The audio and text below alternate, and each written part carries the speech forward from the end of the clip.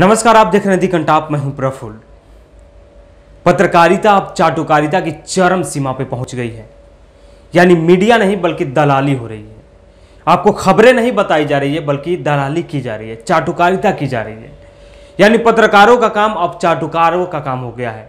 जैसे चारण और भाट होते थे कि राजा महाराजा की प्रशंसा में दिन रात लगे रहते थे, वैसा ही अब मीडिया घराना हो गया, दरबारी मीडिया हो गया, गोदी मीडिया हो गया, जो दिन रात सरकार की वाहवाही में, सरकार की तारीफ में लगे रहे।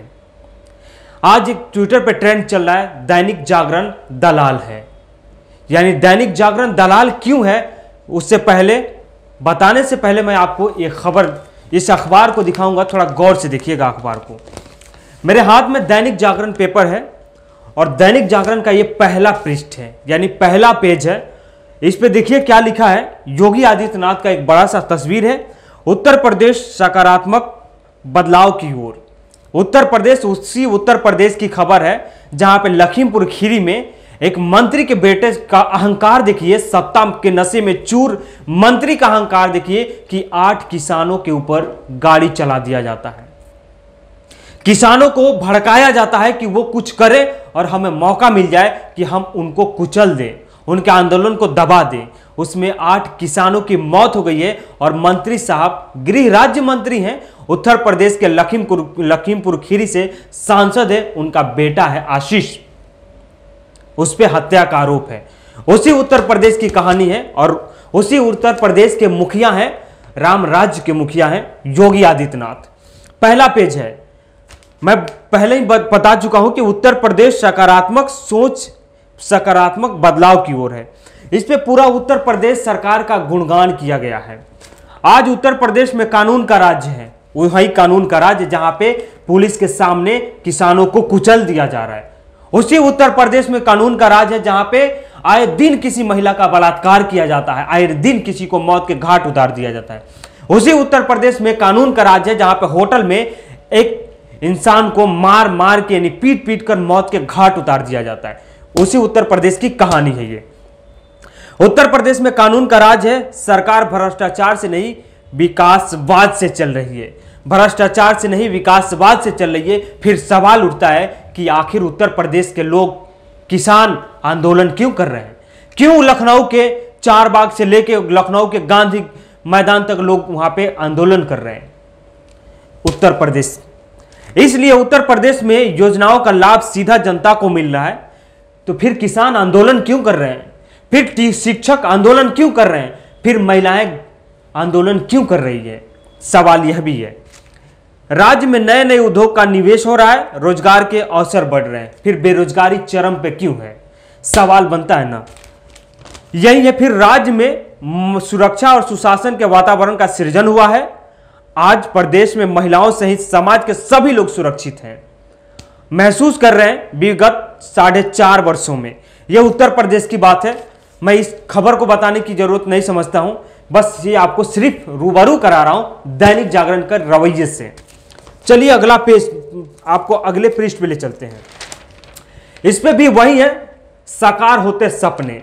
सुल्तानपुर की खबर है और योगी जी पानी दे रहे हैं कहीं।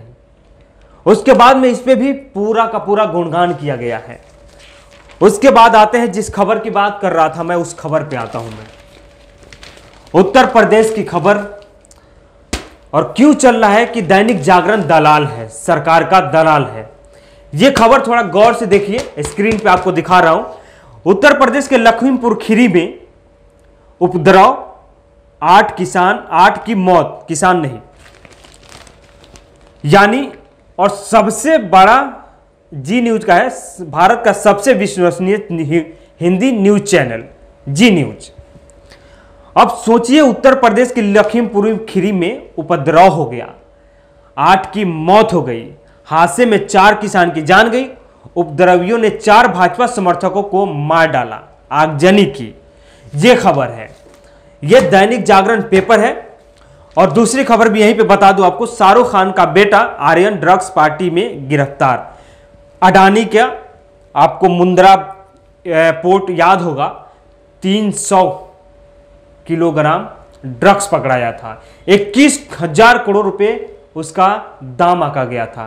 यानी न्यूनतम मूल्य, उस पर कोई बहस नहीं थी। लेकिन आर्यन शाहरुख खान का बेटा है, खान है, इसीलिए वो ड्रग्स में गिरफ्तार हो गया है।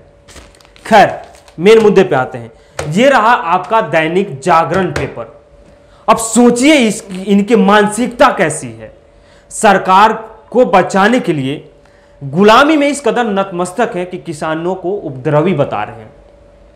जिनके खून पसीने से उपजाई हुई अन्न इनके पेट में, इनके आने वाले कल के पेटों में होगा। अभी इनका जो वर्तमान इनके बच्चे होंगे, उनके रगों में उन्हीं किसानों का खून दौड़ता है और उन्हीं के साथ गद्दारी करते हैं ये लोग। तो ट्विटर पे ट्रेंड चलाया जा रहा था कि दैनिक जागरण दलाल है। अगर हम अच्छी पत्रकारिता करेंगे तो हमें ये सब सुनने की जरूरत नहीं पड़ेगी। अगर अच्छे पत्रकार होंगे तो हमें गालियां नहीं पड़ेगी, धक्के मार के हमको बाहर नहीं किया जाएगा। और भद्दी भद्दी गालियां जो पड़ रही है वो कभी उसकी जरूरत ही ना पड़ेगी।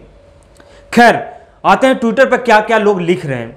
नवीन कुमार जाने माने पत्रकार हैं और कहते हैं वीओ के बादशाह माने जाते हैं। उन्होंने लिखा है, आज दैनिक जागरण में छपने वाले हर लेख कवि का बहिष्कार कीजिए, उनके कार्यक्रम में जानने वालों का बहिष्कार कीजिए। वो उन हत्यारों की टोली में शामिल है जिन्होंने किसानों को रौंदा है। जो दैनिक जागरण के लंपटन का विरोध नहीं करते, वो हिंदी समाज के लिए शर्म है। रंगा सियार लेखकों को पहचानिए। ये सब वो भांड हैं जो आज जो दैनिक जागरण में लिखे हैं लखीमपुर खीरी के बारे में। ये वो भांड है जो गुलामी कर रहे हैं।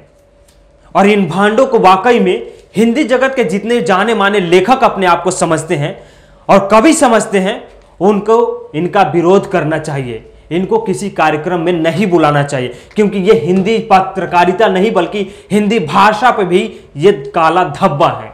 शर्म है इनके, ये शर्मनाक चिन्ह है उस हिंदी भाषी क्षेत्र के लिए भी और हिंदी भाषी लेखकों के लिए भी।